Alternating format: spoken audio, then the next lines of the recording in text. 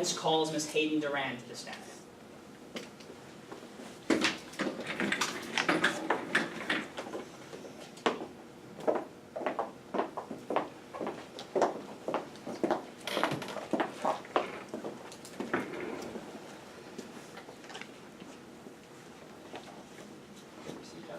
Yes, Your Honor.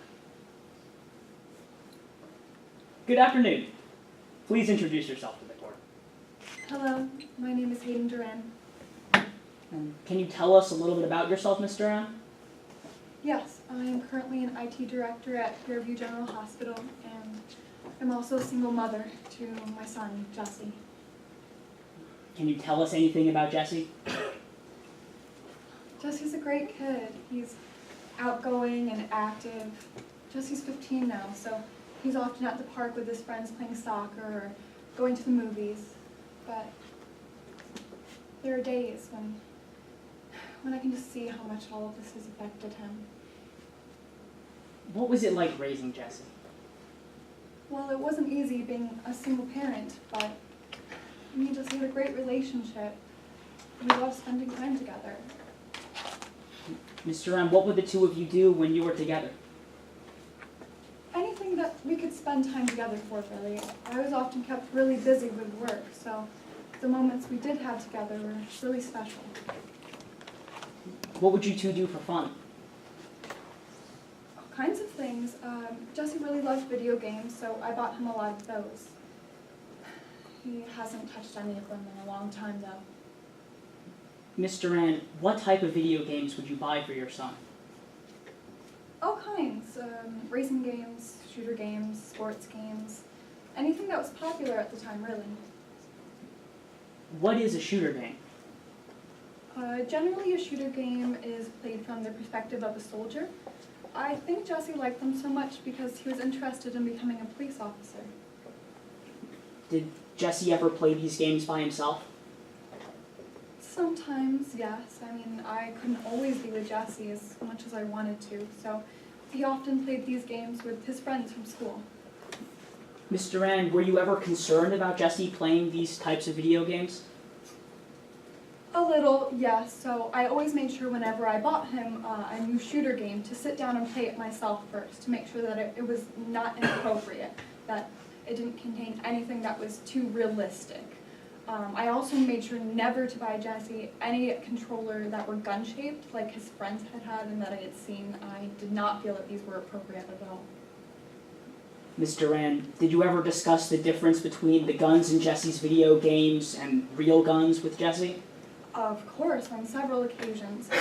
Like I said, games nowadays are a lot different from when I was younger, so I was very careful to monitor the games that were appropriate and not appropriate. And I wanted to make sure that Jesse understood that the violence and guns in these games were unrealistic, but that real guns and real violence are dangerous and hurtful, and people can get killed.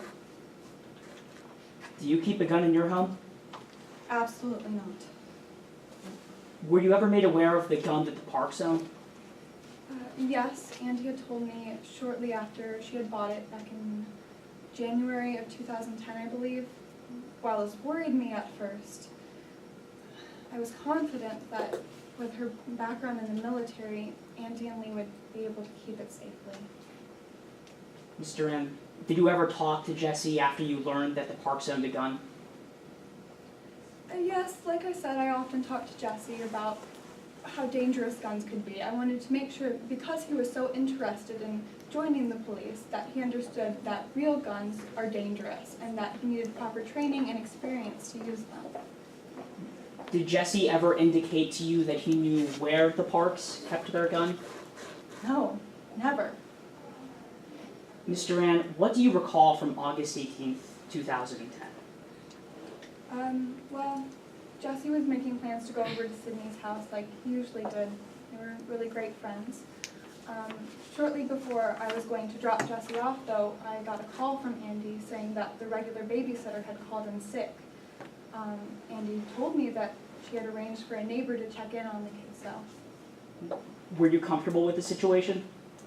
No, not completely. I had never left Jesse on his own before, so this naturally made me nervous. But trusted Andy. Ms. Duran, was that the last time you talked to Jesse before leaving for work?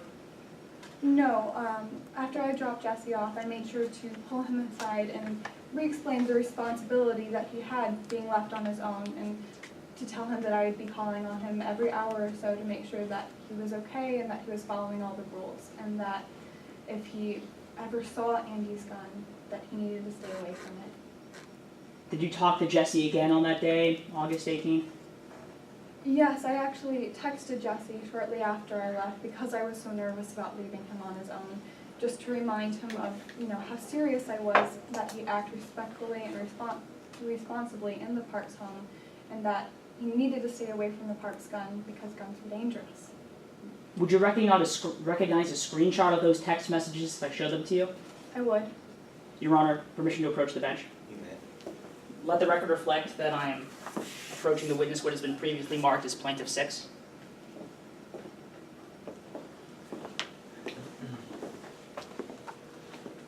Now, Ms. Duran, can you please explain the context of this conversation you had with Jesse for the members of the jury? Yes. So in the text conversation, I remind Jesse of what I told him that morning, the day before, and several times whenever we played video games, that guns are dangerous, that they aren't toys, and that he needed to stay away from them because I wanted to make sure that no one got hurt. Thank you, Ms. Duran. No further questions, Your Honor. Fantastic.